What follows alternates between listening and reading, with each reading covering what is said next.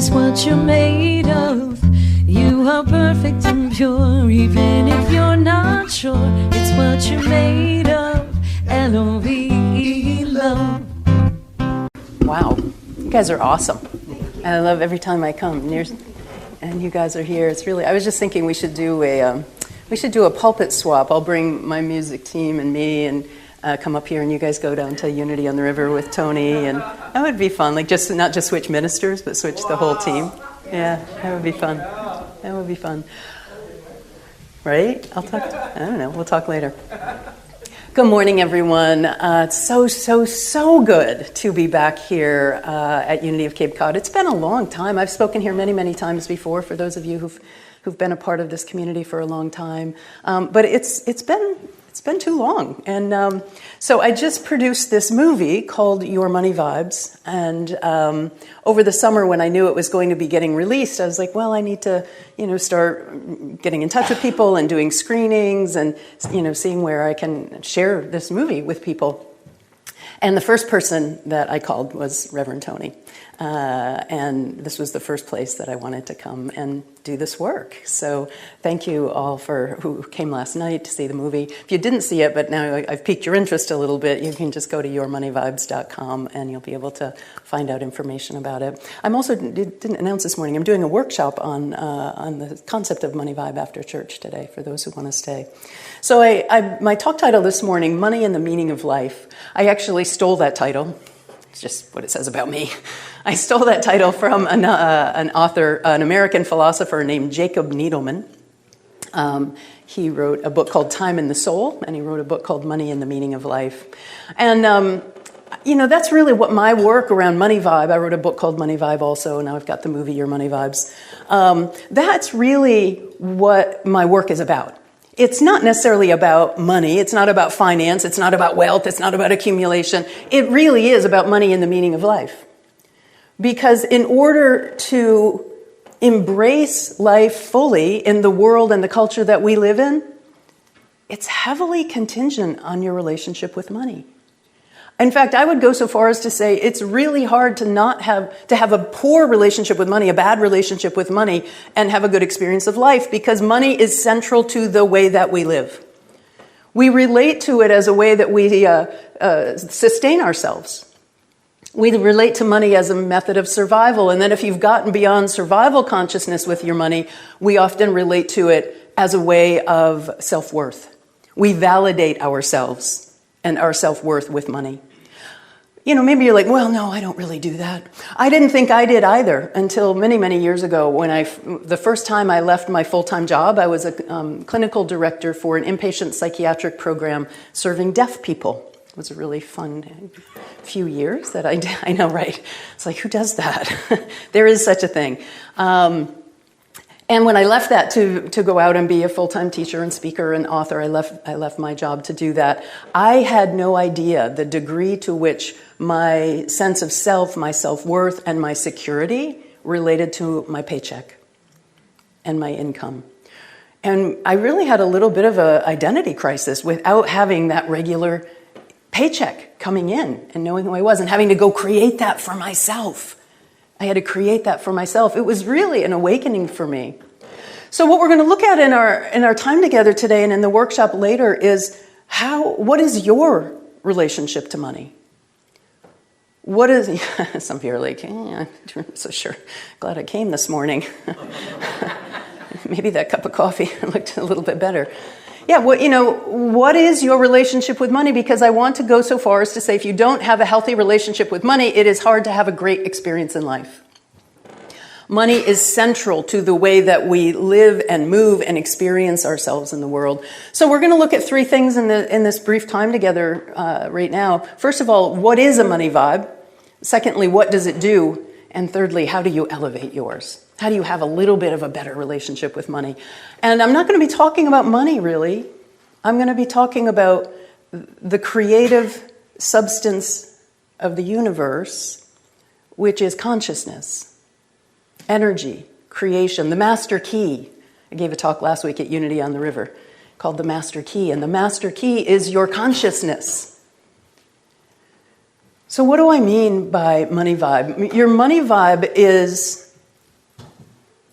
your inner world of beliefs, emotions, attitudes, thoughts, perceptions, the way that you see a thing creates an energetic resonance around you. This isn't just New Age philosophy. This is science. The way that you think creates an electromagnetic field. The way that you feel creates an electromagnetic field. I keep hitting that little spot. Can you hear that? We can make a little song out of it.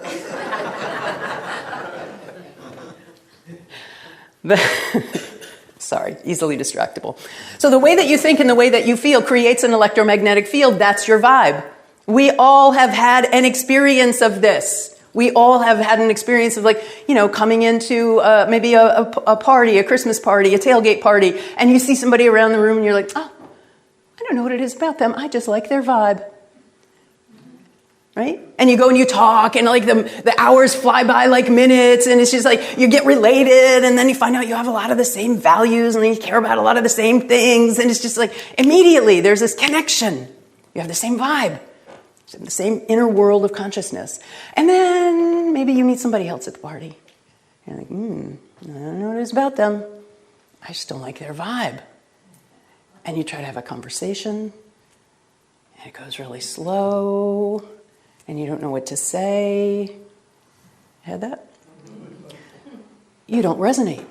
You don't have the same vibratory pattern. You don't have the same vibe. So it is your vibe, your inner world of consciousness that is the creative element of life. We know that as students and practitioners of New Thought and of Unity. Your inner world of consciousness is the creative element of life. Charles Fillmore, I love this quote. Charles Fillmore once said that the consciousness of God. All right, it's going to come to me. Oh, okay, got it. God is my source, and the consciousness of God is my supply. God is my source, and the consciousness of God is my supply. And then it's like, well, what is the consciousness of God? What is the consciousness of God? And do I have that consciousness of God such that I always have a connection to supply, to the inflow of goodness in my life? I've spent, at least a couple of decades contemplating that notion of the consciousness of God. Charles Fillmore talks about mind substance, that the consciousness of God is mind substance. It's the invisible ethers that surround us, that we live in. And yet without faith, without belief, we really can't access that mind substance. Our thoughts of lack and limitation create barriers to that consciousness of God being my supply. We have faith in all kinds of invisible things, don't we? Wi-Fi, electricity, gravity. We have faith in all kinds of things that we can't see. But what kind of faith do we have in the eternal substance that God is and that we are? Matthew 9:29 says, according to your faith, it is done to you. According to your faith, it is done to you. Your experience with money and life is according to what you believe about it. So what you have to really start dealing with is, what do you believe about money? What do you believe about God's substance? Yeah, the consciousness of God is the ever-present formless substance. That's what Charles Fillmore calls it. The consciousness of God is the ever-present formless substance. We're in it all the time. You can't not be in the consciousness of God. We're a little bit like fish. What do we have in common with fish? Well, a fish is swimming around in the water. And they're like, what water? What are you talking about? I don't know what water I'm in. Until you pluck them out of it. And then they go... Then they're not like, oh, that's what the water is. That's like us. We are swimming in the sea of God consciousness. We are swimming in the sea of eternal substance, unlimited, inexhaustible substance. And we're walking around like, where's God? Why can't I have the experience of God? Why don't I have an experience of prosperity? What blocks you from the experience of God, what blocks you from the experience of prosperity is simply, this is the bad news, the human condition. It's the human condition. Thoughts of fear and lack and scarcity, emotions of stress, worry, strife. When you create those energetic conditions through those kinds of thoughts and emotions, so a low money vibe, okay? Think about if you have a low money vibe. When you have a low money vibe, what happens is that life itself, the inexhaustible substance, I think of it like a matrix. The inexhaustible substance of God is like an energetic matrix that's out there. And when you're walking around with a low money vibe, you plug in at that level. You plug in at the level of the low money vibe. So when you have thoughts of fear and worry and feelings of stress about money, that's where you plug in. And that's what you get more of. No, you don't have to do that. So I'm building a house in upstate New York, on the Thousand Islands, on the St. Lawrence River in the Thousand Islands region. And I've never built a house before, but my spouse and I are being the general contractors. And not only are we being the general contractors, we've never done that before, it's 8 hours away from where I live. Not only am I the general contractor and I've never done this before and it's 8 hours away from where I live, I have Amish builders. I can't call them. They don't text. They're not going to be sending me pictures of the updates. So tomorrow morning, guess where I'm heading? Tomorrow morning, go back up, check on my Amish builders. Why did I do that? Who does that? It's a crazy thing to do. I have faith. I didn't want to just build a house. I wanted to tell a story. I wanted to create an experience. So I created an experience. We had subcontractors come in and do the excavation, tearing down my great aunt and uncle, 5 generations, their old cottage. It needed to come down, believe me. I gave everything away, all the windows, all the floors, all the roof, everything got stripped out of it. And then we tore that bad boy down. I drove the excavator, pushed down that last door. It was the last wall. It was so fun. So we got the cottage out of there, and then the excavation team dug the foundation hole. Right? Seemed like a reasonable thing to do. So then the next day, my Amish builders and my designer came in to start plotting out the foundation. That's what you do. And they're looking at the foundation, and they got surveying equipment, and they're doing it this way, and they're talking, and then they're doing it this way, and they're scratching their heads. And this goes on for 20 or 30 minutes, and I was like, this doesn't look like it's going well. So I go over, and I was like, guys, what's going on? They're like, well, it's on the water, St. Lawrence River, Thousand Islands region. It has to be 30 feet back from, the hole has to be 30 feet back, set back from the river. It's 24 feet. It was 24 feet back from the river. And they're like, yeah, the hole is in the wrong place. And I thought, wow, this is interesting.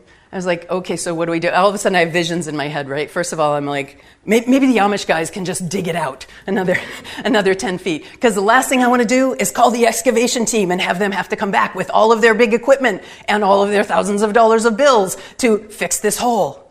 So I'm like, well, what are we going to do? And they're like, well, I was like, can you guys dig it? Seriously, I asked that. And they just looked at me like, no. Okay, got it. So one of them says, well, you're going to have to call the excavator. I was like, oh, man. I was like, will you call him? Like, no. I'm like, okay. So I was feeling the tension. I was really, my immediate reaction was, this is going to cost thousands of dollars more because I have to bring in the excavation team, and they made a mistake, and it's not in the right place, and this is not, this isn't going to go all the way out. And I was like, I caught myself. God is my source, and the consciousness of God is my supply. We live in a sea of mind substance. So I just took a breath. I centered myself. I saw it going okay. I called the excavator. That's what I love about rural living. I called the excavator, and he answered his phone. Josh, hey, how you doing? It's Jackie. Are you guys done here, or do you need to come back?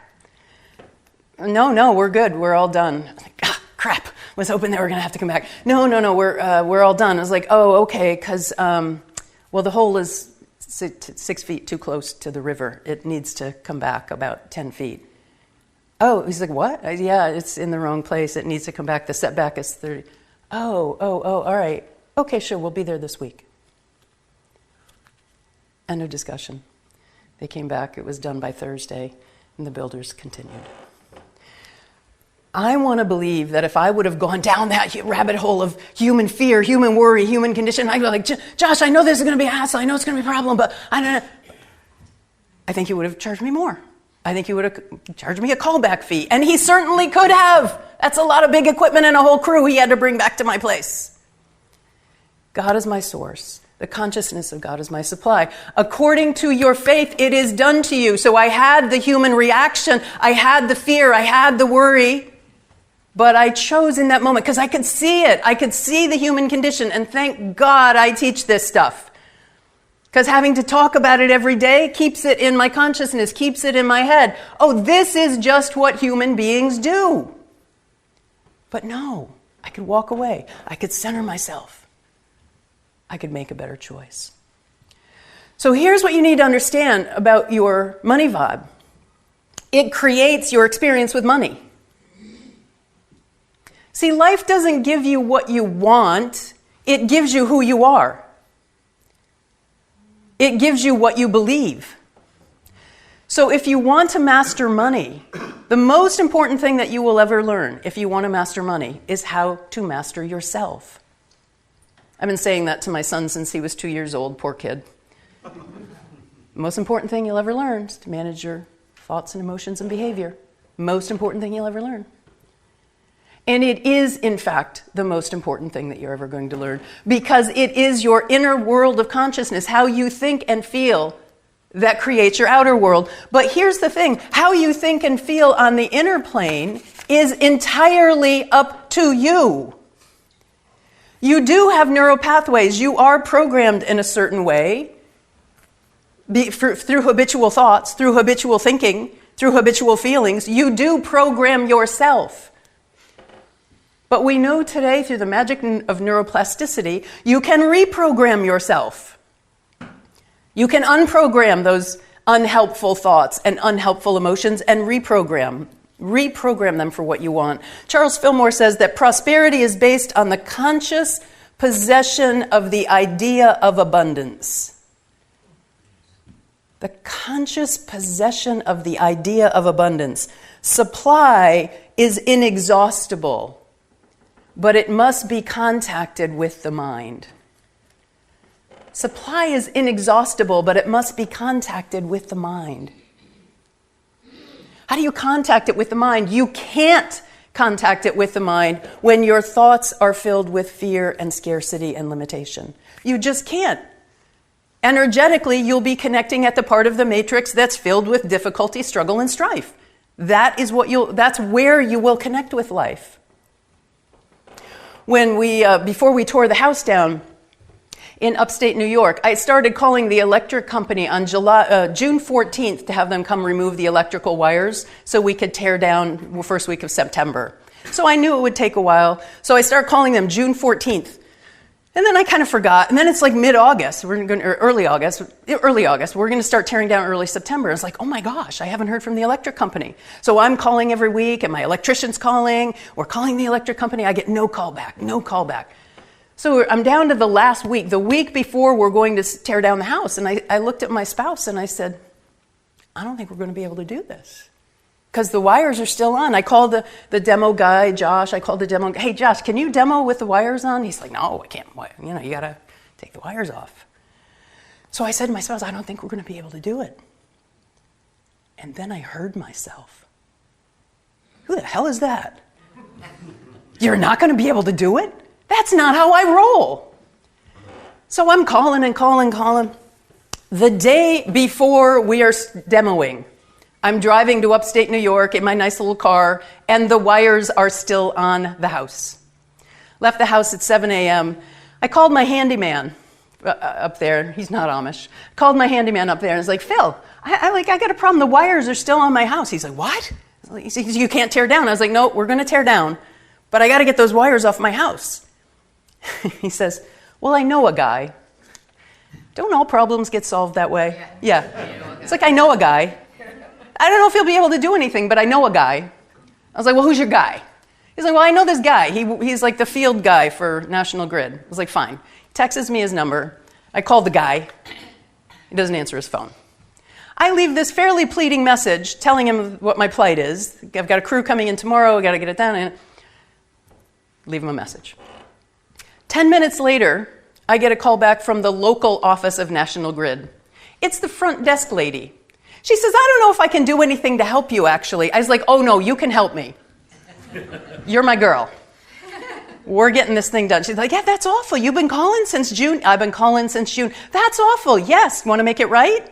Yes, I do. Well, let me see what I can do. I don't think I can help. No, I know you can help. 15 minutes later, I get a call back from the guy who I left the voicemail message for, this guy named Jake. I hear you got a problem. Yeah, I got a problem. I'll get somebody right out there. The wires were off by noon. Wow. Amen. That is mind substance. I really want you to get, where would you have gone? Where would your mind have gone, right? You got a little crazy, a little worried, a little frantic, a little... I said to my spouse, I don't think we're going to be able to do this. Who is that? That's you having a human experience. That's the human condition. But you don't have to be lived by the human condition. See, that's the whole miracle of being conscious and awake and alive. You don't have to be lived by the programming in your mind. No. Be ye transformed by the renewing of your mind. That's all I did. I renewed my mind. I had that initial fear just like everybody else would have. But in unity, in truth principle, we know that that's not who we are. We're one with God. And inside of that, we can make anything happen. It's the sexiest, most fun, most exciting thing. So how do you raise your money vibe? How do you not be lived by that, Charles Fillmore calls it race consciousness. Race consciousness means mass consciousness, and look at what we're living in. Man, who decided that we were going to incarnate it during this era? Whose idea was that? Was it you? No, it wasn't you? Charlie? I don't know. Who decided, tapped us all on the shoulder, hey, let's incarnate in really interesting times. But I'll tell you, there's a reason that we're here during these interesting times, because we chose to be. Because we are the ones that we've been waiting for. We are the ones that affirm truth principle, not just in concept, but in how we live our lives. So how you elevate your money vibe is by simply practicing what we in Unity call the Holy Trinity of mind, idea, and expression. That's why you are here. You want to have a great money vibe, a great prosperity consciousness? Live inside of mind, idea, and expression. What does that mean? Not your mind, the yama, yama, yama, yama, yama, yama, yama. Not that one. Not that one. In fact, that's the one you want to kind of quiet. Yama, yama, yama, yama, yama. What's going to happen? I can't believe he said that. Am I going to be okay? Not that one. The mind of God. The inexhaustible substance that we are the fish swimming in, saying, what inexhaustible substance? We are the mind of God. We connect with the mind of God. When you subjugate the psychological mechanism known as the ego, that is only there to keep you alive. You subjugate that, you quiet those fears, those worries, those doubts, you quiet them. And you bring forth something more extraordinary. When you connect with the mind of God, do you know what you get? Divine ideas. Divine ideas that are only yours to express. They're only yours to express. Charles Fillmore says, God does not give us material things, but mind substance. Money, not money, but ideas. God doesn't give us money, God gives us ideas. Ideas that set spiritual forces in motion so that things begin to come to us. I want to take this and map it onto the two stories I told you. Okay? So God doesn't give us material things, but mind substance. So I recognize, because I teach this, because I live this, and so do you, I recognize that what I am is the connection with mind substance. So when my mind was living me, when my fears, when my ego was living me, I was able to see that, choose something else. I'm going to connect with God. I'm going to connect with mind substance. And then God doesn't give us money, but ideas. I'm driving down I-90, probably at 85 miles an hour, making phone calls. No, I'm kidding. I didn't do that. I'm driving down perfectly on the speed limit and down I-90, heading for New York, and I had the divine idea to call my handyman. Hadn't talked to him in a couple of months. Out of the blue, I call my handyman, and he answered the phone. And then, oh yeah, I know a guy. That's a divine idea. Now imagine I'm driving and I'm stressing and I'm worrying and it's not going to happen. And what am I going to do? Oh, maybe I should call Phil. Oh, I haven't talked to Phil in a couple of months. What's that going to do? So the third part of the Holy Trinity, mind, idea, and then expression. You catch a divine idea? Do something with it.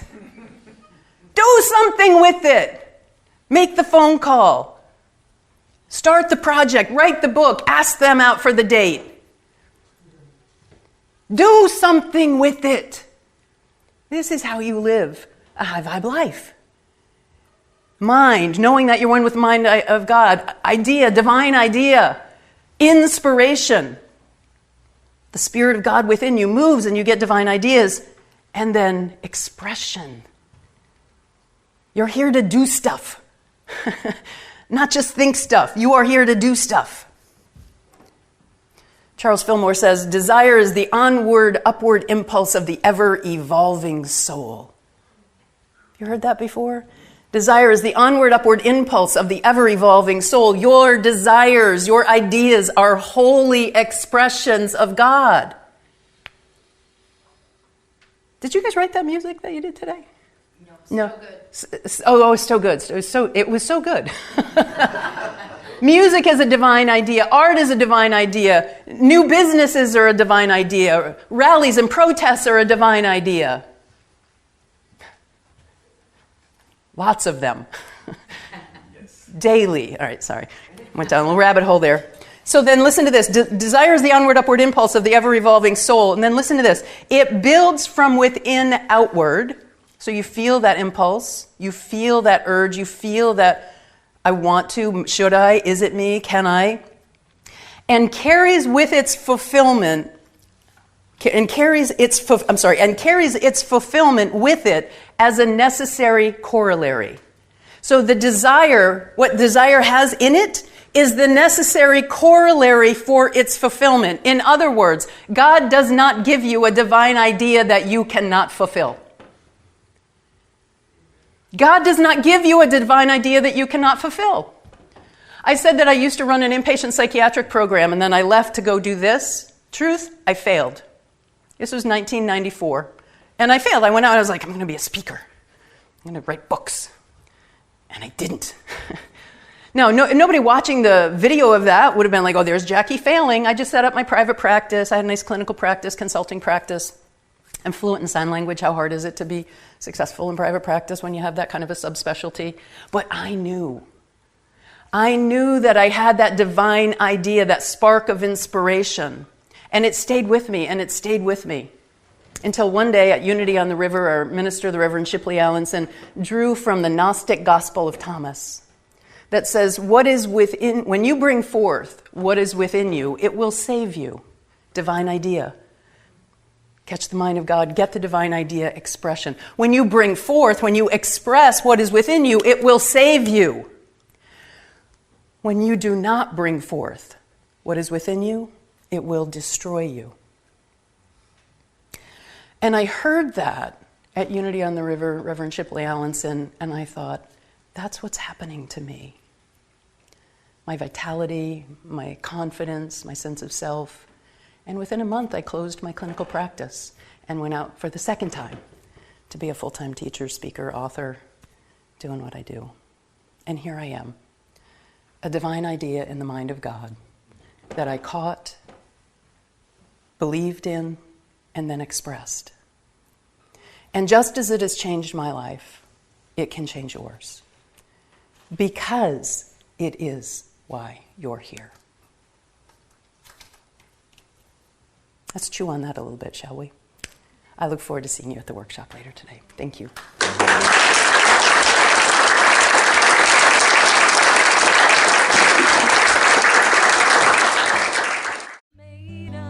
You have been watching the message from our Sunday celebration service here at Unity on Cape Cod, providing a positive path for spiritual living.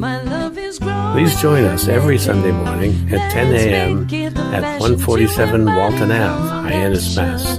And visit us online at unityonCapeCod.org. This video was made possible in part through a grant from Unity Worldwide Ministries and the Templeton Foundation.